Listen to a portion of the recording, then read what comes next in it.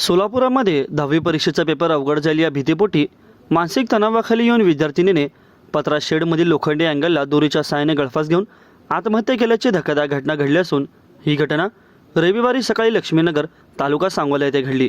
ऋतुजा युवराज बाबर वय वर्ष 16 राहणार लक्ष्मीनगर सांगोला असे मृत विद्यार्थिनीचे नाव असून ऋतुजा ही लक्ष्मीनगर येथील माध्यमिक विद्यालयात शिकत असून इयत्ता 10वीमध्ये असून तिने फोनवरून मावशी साधना साठे हिला 10वीची माझी बोर्डाची परीक्षा जवळ आली असून मला पेपर अवघड जाणार असल्याचे टेन्शन आल्याचे सांगितले। त्यावर मावशीने तिला रुग्णालयात जाण्यास देखील सांगितले होते। ऋतुजा हिची आई कामानिमित्त बाहेर गेली होती। घरी कोणीही नसल्याचे पाहून ऋतुजा हिने गळफास घेऊन आत्महत्या केली। याबाबतची माहिती मिळताच नातेवाईकांनी तिला तातडीने खाली उतरून रुग्णालयात दाखल केले, मात्र डॉक्टरांनी तिला उपचारापूर्वीच मृत घोषित केले।